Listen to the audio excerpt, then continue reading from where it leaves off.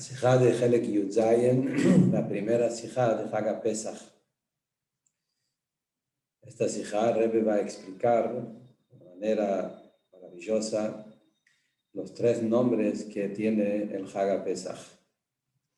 Encontramos que el Yom Tov de Hag Pesach se llama con tres nombres, tres descripciones. En la Torah escrita, en el Humash, este Hag se llama Hag HaMatzot, la fiesta de la matzá.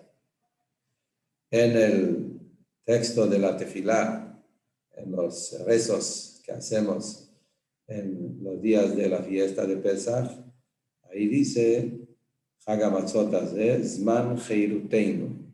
Le da otro nombre, otra descripción. El tiempo de nuestra libertad, Zman Heiruteinu. Y el tercero es, como dicen nuestros sabios, los Jajamim, y así también es costumbre en el nombre del Hag en la boca de la gente, que todos los 7 días de Pesach se llama Hag Pesach, Pesach. Entonces son tres nombres. Dice el Rebbe, tenemos que decir que el tema de Pesach tiene un punto que es la esencia, que es el contenido esencial de la fiesta de Pesach. Y ese punto contiene 3 pasos, 3 temas generales. Y esos 3 temas generales están expresados en esos 3 nombres de Hag HaMatzot, Zman Heiruteinu y Hag Pesach. Y como sabemos que el orden de las cosas en la Torah también es parte de la Torah y tiene enseñanza, entonces tenemos que decir que esos 3 puntos, que son los 3 pasos de lo que Pesach representa, están ordenados con ese orden como dijimos recién. Primero viene el nombre como está escrito en la Torah escrita, es el nombre Hag HaMatzot. Eso viene primero, porque está escrito primero. Luego viene el nombre como figura en el Sidur, en la Amidá, porque la Amidá es algo que lo hicieron los Anshei Knesset Agdolá, la Asamblea Magna, que eran los sabios que vivían en el principio del segundo templo. Y entonces, ese es el segundo nombre, Zman Heiruteinu, tiempo de nuestra libertad. Y luego viene Hag Pesach, que esto es el nombre que es en el Lashon de nuestros sabios de la Mishnah, que ellos estaban al final, y esto también el nombre, como lo llama la gente. Antes de seguir con la explicación de la Sijá, en la llamada 4, Rebbe trae del Kedushat Levi, a David Yitzhak de Bardicho, que él tiene una explicación muy interesante, que pega mucho con el estilo de David Yitzhak de Bardicho, por qué la Torah llama Hag HaMatzot y la gente lo llama Hag Pesach. Dice Rabbi Yitzhak que cuando llega Hag Pesach, cada uno se alaba con el otro. Akadosh Baruj Hu se alaba con el pueblo Yehudí y el pueblo Yehudí se alaba con Akadosh Baruj Hu. Así como encontramos en la Gemara sobre Tefilín, que nuestro Tefilín dice Shema Israel Hashem Elokeinu Hashem Echad, la unicidad de Hashem. En los tefilín de Hashem, como dice la Gemara, que Hashem también tiene tefilín, en sus tefilín dice, Mi que amcha Israel goy echad baaretz. ¿Quién es como tu pueblo? Un pueblo único de la tierra. Dice el Bardicho, pero lo mismo también es acá. En la Torah, que está escrito por Hashem, él le llama a la fiesta por lo que nosotros hacemos. Hag HaMatzot, la fiesta donde los Yehudim cumplen la voluntad de Hashem y comen matzah. Nosotros queremos expresar el nombre del Hag por algo que Hashem hizo. Hag Pesach es el Hag del salto. ¿Quién es el que pegó el salto y nos cuidó a nosotros en Egipto y salvó a los Yehudim en el día del Pesach, cuando murieron los primogénitos? Eso lo hizo Hashem, entonces nosotros lo llamamos Hag Pesach, el nombre por el salto que hizo Hashem. Esto es una Torah del Bardicho. Vamos a volver a la Sijá. Dice el Rebbe, para entender cuál es el contenido esencial del Hag Pesach y cuáles son los 3 pasos que están insinuados en los 3 nombres, tenemos que explicar así. Primero, entender en general qué es lo que pasó en el tiempo de la salida de Egipto, que esto es la fiesta de Hag Pesach. Encontramos en la profecía de Yehezkel, el profeta Yehezkel, en capítulo 16, un capítulo entero que compara la salida de Egipto como el nacimiento, un parto de un bebé. Y lo llama Yom Huledet, como si fuera que ese fue el día del nacimiento. El motivo por qué se llama Yetziat Mitzrayim, la salida de Egipto, se compara como un nacimiento, es no solamente porque nos hicimos un pueblo, aparentemente eso es la explicación simple. Ese fue el día que el pueblo judío se convirtió en un pueblo por sí mismo. No estaban más mezclados entre los egipcios. Salieron y se hicieron un pueblo por sí mismo, como un bebé que nace, sale del vientre de la madre, se convierte en una criatura por sí mismo. Esto es por un lado, pero el más en profundo es porque Am Israel, esto es algo que está en todos los pueblos, que cada pueblo en su momento se armó y se hizo un pueblo. Hablando del pueblo judío, de Am Israel, es que en ese día de la salida de Egipto, el pueblo judío se convirtió en otra nueva existencia, como un bebé cuando nace, se convierta en una existencia nueva. Antes era parte de la madre, biológicamente encontramos eso. Si no, en el nacimiento es una existencia nueva. Am Israel se convirtió en algo nuevo, totalmente nuevo, en el momento de Yetziat Mitzrayim. ¿Cuál es la novedad? Sabemos, como dice el Pasuk, que todo el objetivo, toda la tarea y el objetivo, la meta, la perfección de Yetziat Mitzrayim fue el Matan Torah. Como Moshe Rabbeinu dice en la Torah, cuando Hashem le dijo a Moshe que todo el objetivo sacamos el pueblo de Mitzrayim, ¿para qué? Para servir a Hashem sobre esa montaña. Quiere decir que el objetivo de Mitzrayim se completó en Matan Torah. Y eso es uno de los motivos por qué vemos que Hag Shavuot no tiene fecha fija.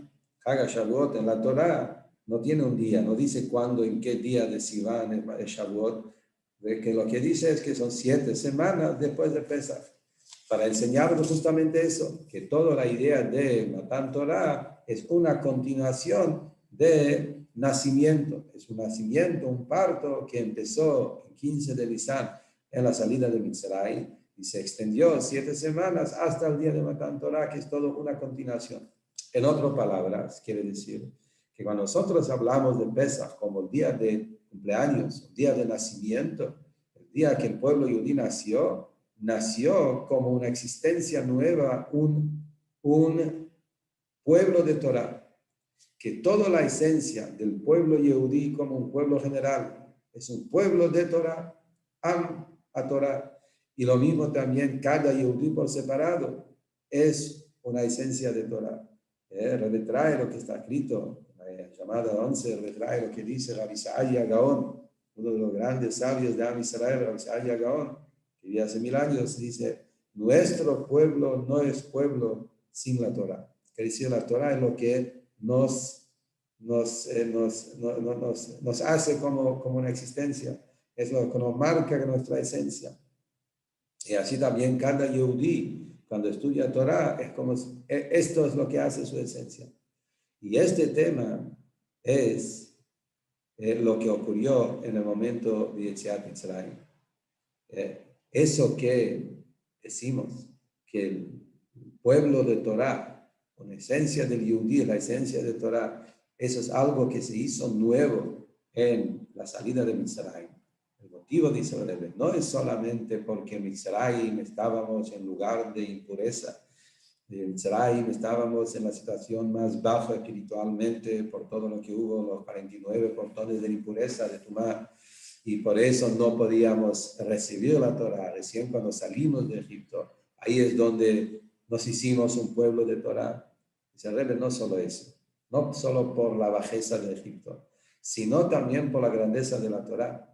La Torah es algo que está en un nivel tan alto está en como dice el pasuk, es el deleite, el regocijo, el juego, es que Akadosh Baruj Hu, en su esencia, lo tiene la Torah. Entonces la Torah es parte del Creador, está totalmente, infinitamente por encima de la captación que lo puede captar un ser humano, una persona. Y eso, que la Torah puede investirse en la mente de una persona, que nosotros, nuestra mente puede ser apto a recibir esa Torah que es la Jochma del infinito, eso es algo nuevo. Y por eso decimos que Yetziat Mitzrayim fue nacimiento, un parto, algo nuevo. El pueblo yudí se convirtió en un pueblo de Torah, de la Jochma de Hashem. Eso es algo totalmente novedoso, que esto es la esencia de Hag HaPesach. Con eso vamos a entender los tres nombres que tiene esta fiesta. En esos tres nombres, Hag HaMatzot, Zman Jeruteinu y Hag HaPesach, expresan los tres pasos, los tres movimientos necesarios para que el Yehudí, la persona, se convierta en una nueva existencia, una existencia de Torah. Para entender eso, dice el Rebbe, primero lo vamos a explicar con un mashal, con una parábola, con un ejemplo de la vida como es en el estudio en general de un maestro y un alumno. Muy interesante, como el Rebbe va a analizar ahora un tema que es un tema de educación fundamental, cómo la manera ordenada, profunda, cómo tiene que ser la manera de enseñar, la manera de transmitir, la manera de educar de un grande a un chico, de un rab a un talmid, de un maestro a un alumno, cómo funciona. Cuando un rab quiere educar, enseñar, transmitir un tema intelectual, cuando se trata de un tema intelectual nuevo, algo que el alumno por sí mismo no lo hubiese llegado a entender porque está por encima de su forma de entender. Y el maestro, que él sí lo tiene claro y él sí lo tiene registrado y él lo tiene claro, él quiere elevar al alumno a su nivel, quiere que el alumno llegue a captar y a aprender esa manera de pensar nueva, esa forma de pensar, esa forma de entender, que es totalmente por encima del mundo del chico hasta ese momento. ¿Cómo son los pasos? Encontramos en la Gemara y como Rebbe va a traer de diferentes Mamarei Hazal, dichos de nuestros sabios sobre el tema. Encontramos que lo primero que se debe, en el lugar del alumno, el discípulo, para que él acepta, que él entienda las enseñanzas de su orar, de su maestro, es el primer movimiento, la primera preparación para recibir las enseñanzas de Rab, es el bitul, la autoanulación. Como dicen nuestros sabios, un talmid jajam que está sentado frente a su rebbe, frente a su maestro, tiene que estar sentado con un respeto, con una autoanulación completo, una especie de temor. ¿Por qué? Porque todo el tiempo que yo estoy en mi zona de confort, digamos, en mi forma de ver, forma de pensar, la persona queda encerrado en su propio mundo, no va a poder realmente recibir una manera de pensar nueva, porque mi manera de pensar no permite elevarme al lugar de ese nivel profundo que el Rab me quiere elevar. Cuando yo hago ese bitul, esa anulación propio, dejar de ser yo como yo quiero estar, pensar como yo quiero pensar, dafka esa anulación total de uno es lo que le hace un kli, un recipiente para poder recibir y entender lo que el maestro te quiere enseñar. Es parecido a lo que dicen nuestros sabios en otro lado, kli reikan marzik, una recipiente vacía puede recibir. Si el recipiente está llena, no puede recibir, y eso significa espiritualmente, cuando uno está lleno de su forma de pensar y de sus pensamientos y de sus explicaciones, no deja entrar las enseñanzas que Rab te quiere dar. Te tenés que anular en forma completa. Como Rebbe trae, que a veces la anulación significa ni querer recibir. A veces pensar que yo quiero recibir también no te permite poder aprender a recibir. No tenés que pensar de vos. Te tenés que anularte en forma completa y permitir que la enseñanza que te está dando el Rab te entra. Esto es por un lado. Esto es paso número 1. Pero luego viene paso número 2. Junto con esa anulación propia, también tiene que haber un entender. Mi idea es entender lo que el Rab me dice, no anularme, aplastar, digamos, tu existencia y ahí no entendés nada. La idea es justamente que yo, con mi mente, capto lo que el Rab me está enseñando. Entonces ahí de repente tengo que hacer un movimiento contradictorio que el anterior y usar mi cabeza y usar mi mente para entender. Entonces acá es el opuesto del bitul, de la anulación. Es metziut, ser alguien que entiende, que capta. Entonces, justamente es lo que dice. Kli reikán, dijimos, una recipiente vacío.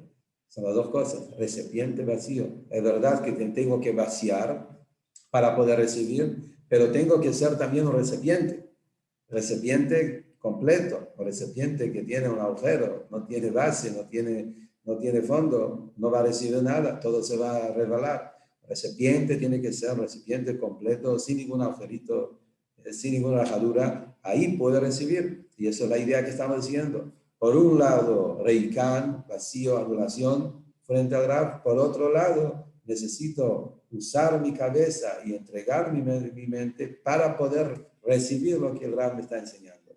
Esto es el segundo paso. Después viene el tercer paso.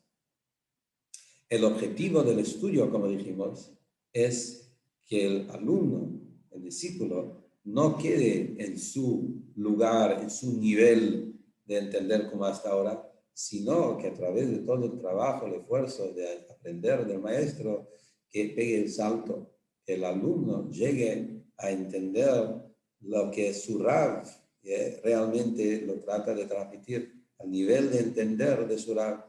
Y como decimos, como dicen nuestros sabios, que una persona, que la persona dice, nuestros sabios dicen, que la persona no llega a entender las enseñanzas, a entender la cabeza de su maestro hasta 40 años.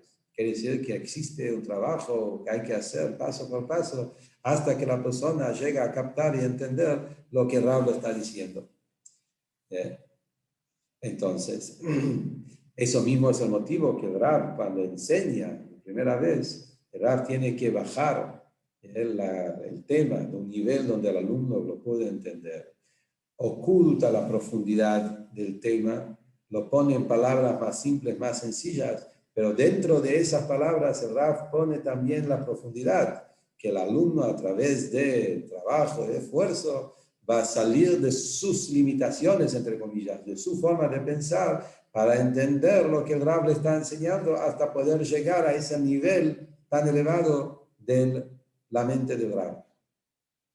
Entonces, estos son los 3 pasos de entender realmente, aprender y crecer en aprendizaje de un alumno aprendiendo de su maestro.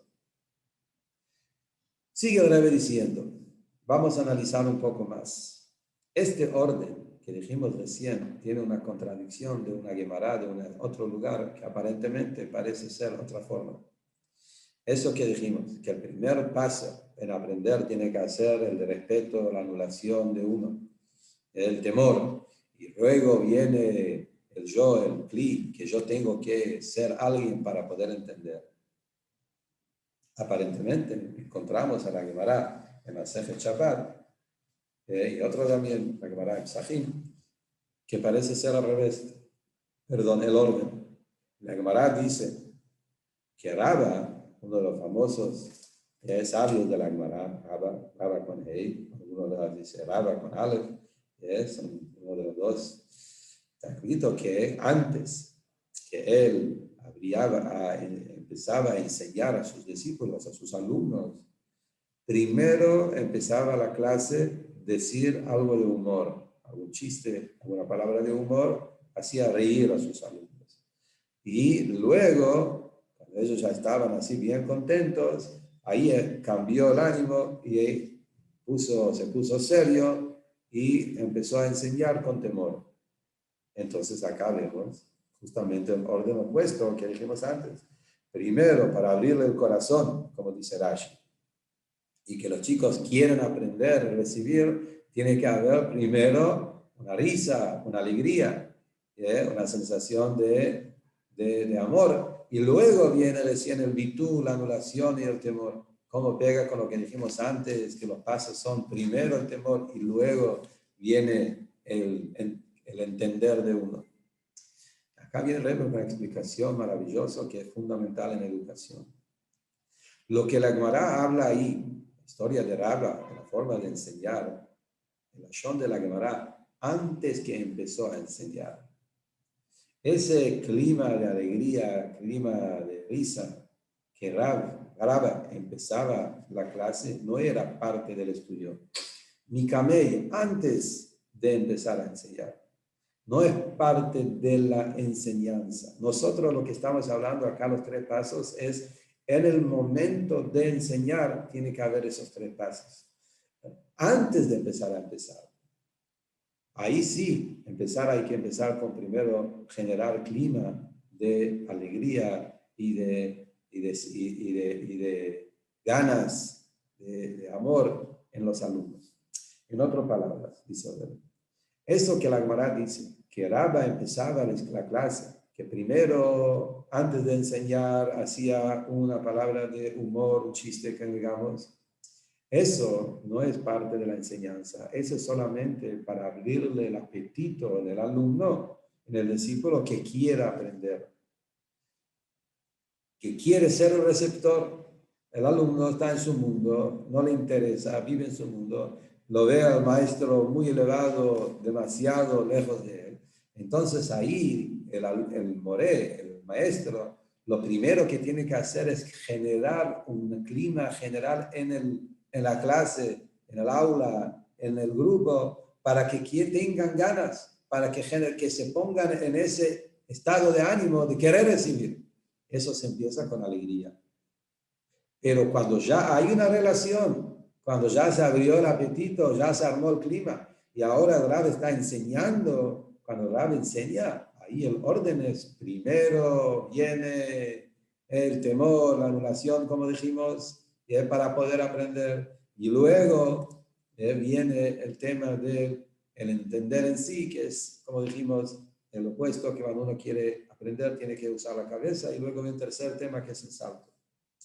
Basado a eso, también dice Breden, lo que explicamos recién, que es una enseñanza fundamental en educación, podemos también entender algo que dice la Gemara, el Masechet Sotá, Masechet Sanedrín, un Mamar Hazal muy conocido, que habla también sobre la relación que tiene que haber entre el que educa y entre el que recibe la educación, entre el dador y receptor, entre maestro y alumno. La Gemara dice, Leolam siempre tiene que ser Smol Doha Yemin Mekarevet. El orden, cómo tiene que ser la manera de educar, tiene que ser con la mano izquierda.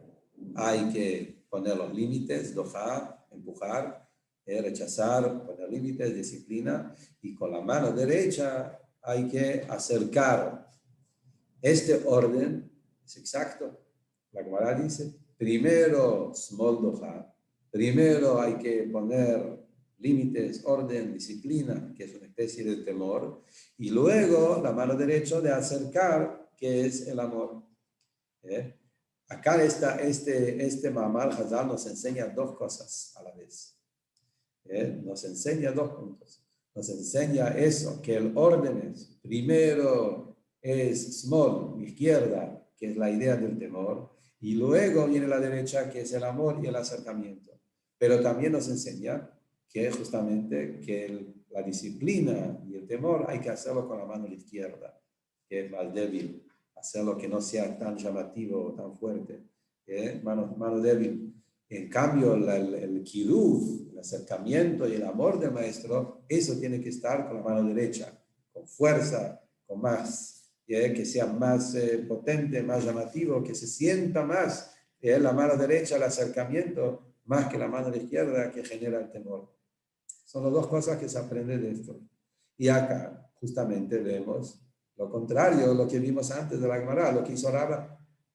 Como dijimos, en el orden que Rabba dijo, que la Gemara dice, primero decía la palabra de humor y generaba amor y alegría. Y luego cambió el ánimo al temor y a servitud. Y acá vemos justamente que no. Primero smol doha, primero tiene que haber esa mano izquierda que pone los límites. Y luego viene el yamin mekarevet, la mano derecha que acerca. Entonces, ¿cómo coincide?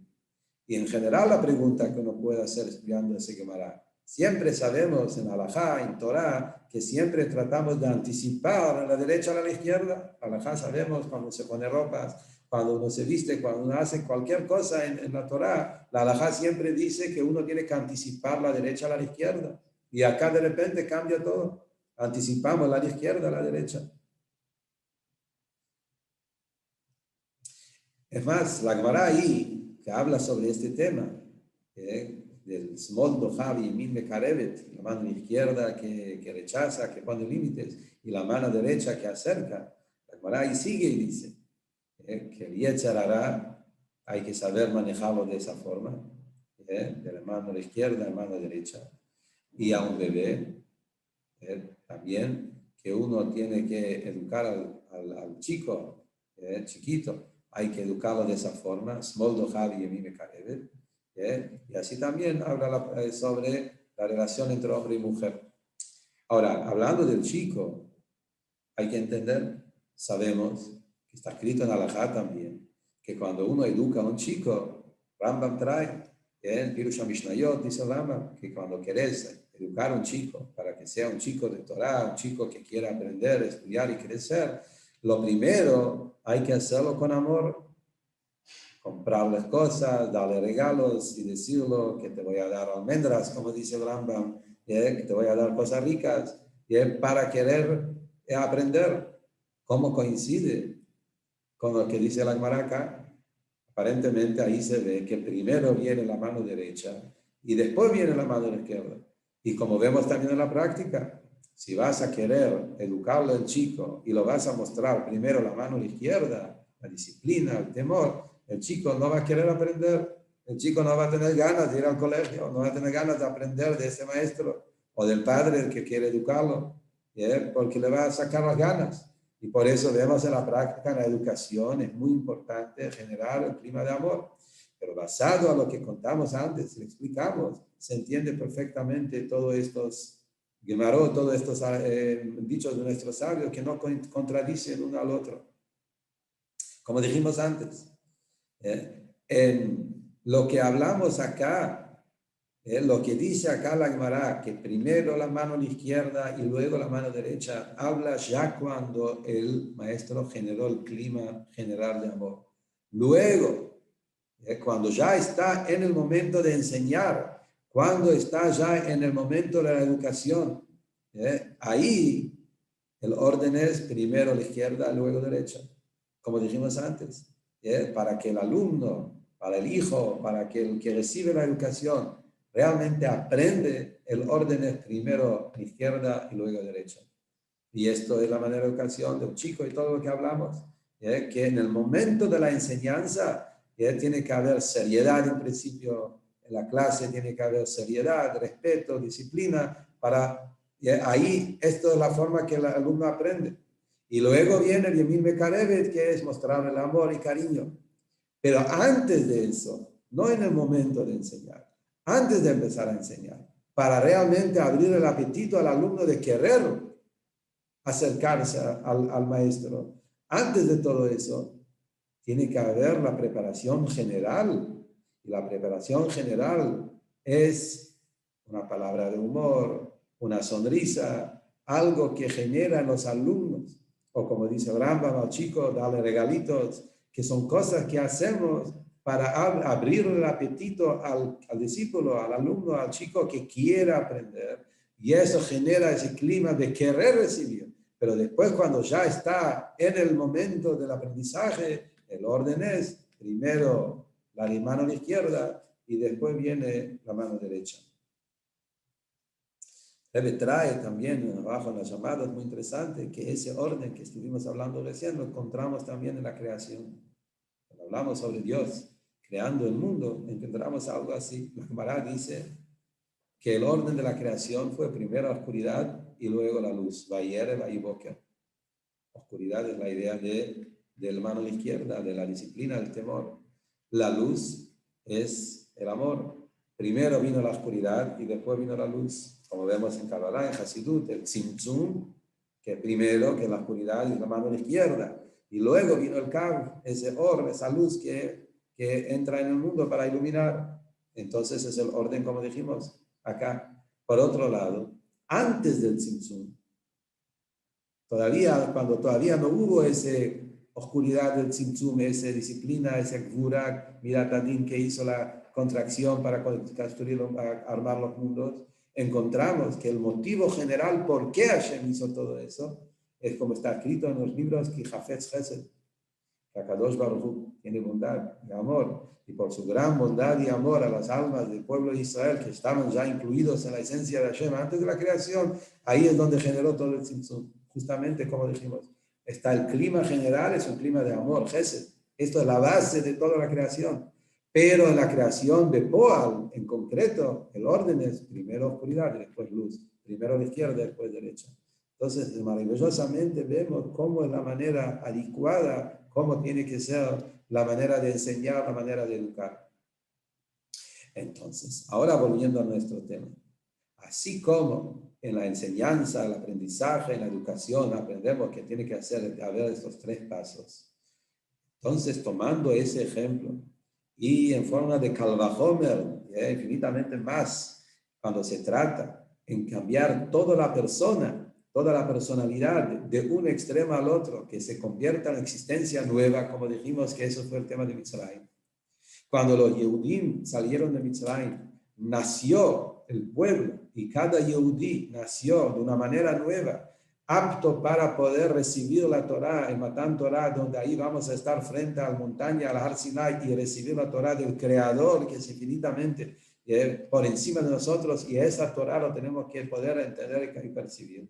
También ahí hubo esos tres pasos. Punto número uno, como dice el Pasuk, como dijimos antes, el Pasuk, como qué palabra usa para recibir la Torá, como es el Ashon. Cuando te voy a sacar de Egipto, ta'avdun. Ta'avdun es abodá, trabajo duro, sirviente, un esclavo. El Yehudí tiene que hacer un trabajo duro, ta'avdun, para anularse, el autoanulación de su propia forma de pensar para poder recibir la Torá. Ta'avdun viene la palabra Eved. Un Eved, un sirviente, un esclavo, un sirviente, su base es entregarse a la voluntad del amo.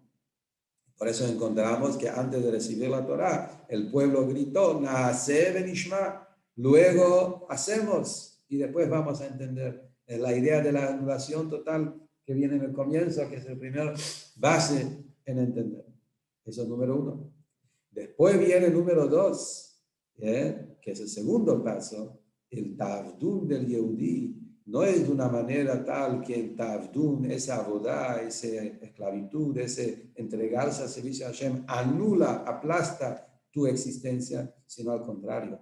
Esto se convierta en mi propia existencia. Ese segundo paso. Soy alguien, soy el sirviente de Hashem.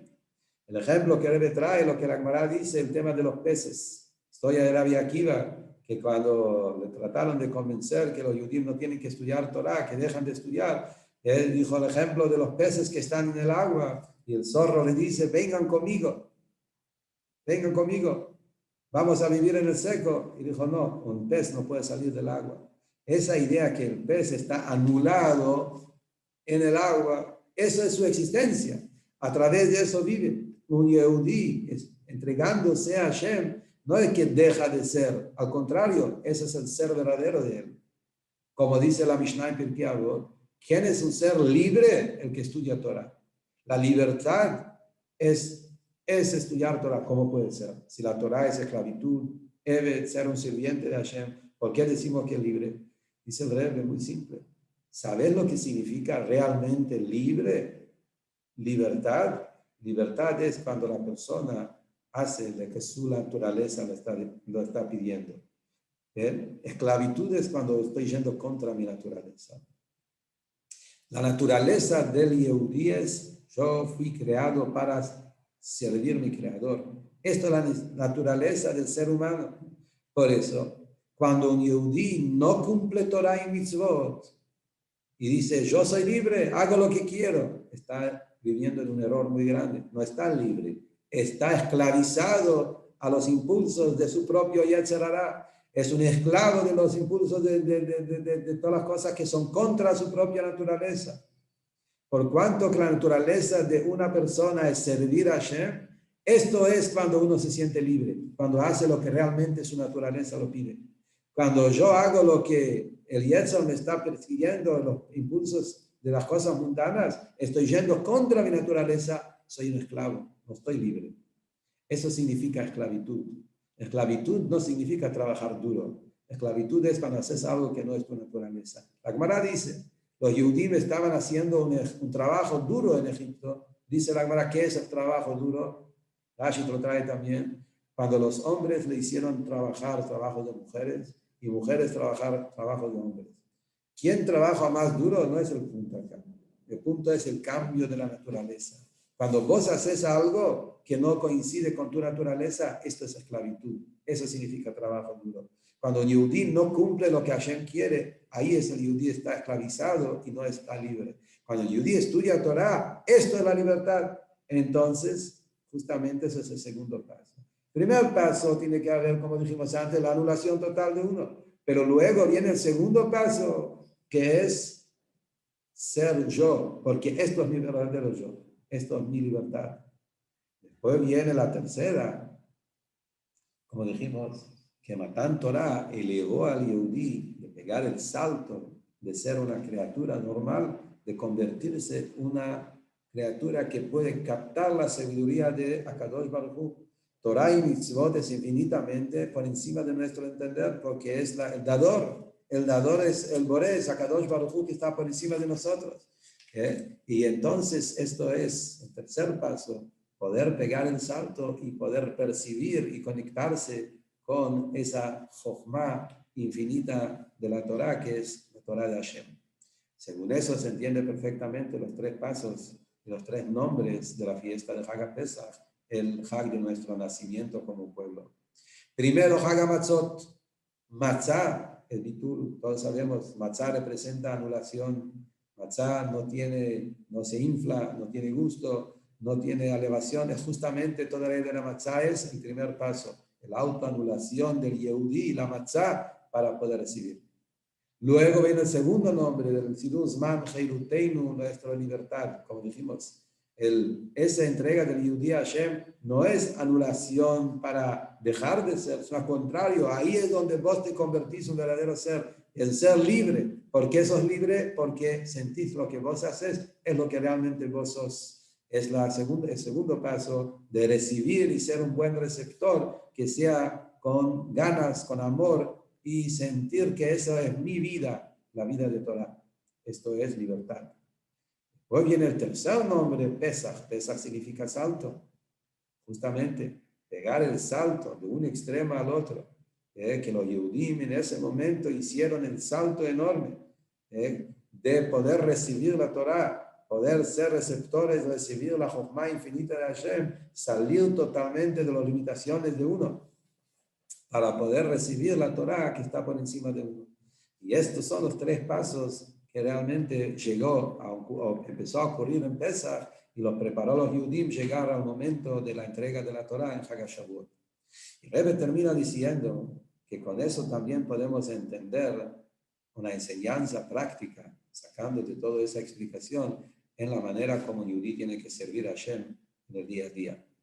El Alter Rebbe dice en Tanya que el comienzo de la boda del Yehudí en el mundo es Kabbalatol, temor. Es la base, ser un sirviente de Hashem. Uno puede pensar, bueno, si la base es Yirat Shamayim, Kabbalatol, aceptar el yugo, ser un sirviente, lo puede hacer de una manera sin ganas, como un sirviente que hace, aunque no tiene ganas, pero está obligado. Y entonces uno se siente como roto, se siente quebrado, se siente a veces deprimido. No tengo opción, tengo que hacerlo. Dice el Rebbe, no, esto no funciona. La manera como un Yehudí, cada Yehudí en su esencia es un tzadik, y la manera adecuada de cómo uno se entrega al servicio de Hashem, esto no es a través de romper a uno, no es quebrarse a uno, no es la manera concreta, no es la manera de servir a Hashem. Es verdad que a veces, cuando uno tiene que hacer teshuvah, uno que hizo una mejizá, uno hizo un cerco, una pared entre él y el Creador a través de sus pecados, dice el Tanya que hay que romper el corazón para romper esa pared. Eso no es romperse a sí mismo, es romper esa pared que se hizo a través de los pecados que separan entre el Creador y la criatura. Es un trabajo de teshuvah que hay que hacer, pero eso es la preparación para la boda. La boda mismo no es romper, no es quebrar, es justamente el contrario, con alegría, con ganas, con amor. Y ahí el Nefesh Elokit, su forma de servir a Hashem, no es a través de quebrar y romper, sino a través de una simja enorme. Que con eso se puede también explicar una historia que trae acá del Alter Rebbe, muy interesante. Que el Alter Rebbe recibió una vez un regalo de una cajita para el rapé, se llama tabek. Es algo que la gente lo usaba antes mucho, hoy no sé si se usa tanto para tener algo en la nariz, en el olfato, algo rico, despertar a la persona. Y alguien regaló a Altreve una cajita de plata, y para tener eso, para tener ese tabe que es ese rapé, el Alter Rebbe dijo, ¿para qué necesita eso? Como el Alter Rebbe no lo vio la importancia para él, y el Alter Rebbe rompió la tapa y lo usó como un espejo para poder revisar los tefilín si están en el lugar correcto entre los ojos, como dice la halajá. Dice el Rebbe que esa historia, cuando lo contaron al Tzemach Tzedek, el nieto del Alter Rebbe, el Tzemach Tzedek dijo que la historia no está bien contada. Miseide, dijo Tzedek sobre el Alter Rebbe, Miseide nunca rompió cosas. El Zeide no rompió. El Zeide seguramente lo que hizo es sacó el hilo, ese tornillito que juntaba la tapa con la base, y a través de eso se hicieron dos cosas. Miseide no rompió. ¿Cuál es el tema? Pregunta el Rebbe, ¿por qué no? No lo rompió para romper, para deshacer, para destruir. Lo rompió para usarlo como un espejo para los tefilim. ¿Cuál es el problema? La respuesta, como dijimos antes, en Kedushá, en la santidad, en la espiritualidad, no existe romper. Romper no es un derech, no es un camino de servir a Hashem. La manera como el Alter Rebbe, y eso lo tenía claro el nieto de Tzemach Tzedek, no es romper, es deshacer, es separar, pero romper no existe. Y la Avodat Hashem también. A pesar que el comienzo de la Avodat Hashem es Kabbalat Ol, Bitul, y entregarse a Hashem, esa entrega de anulación total de uno, pero ¿cuál es la manera de la Avodat como el Yehudí lo hace por el Nefesh Elokit, por su alma divina? Esa misma Kabbalat Ol, ese mismo yugo, es con dulzura, con vitalidad, con alegría, porque sabiendo que ahí está mi verdadera libertad y ese es mi verdadero yo, la verdadera existencia de un Yehudí.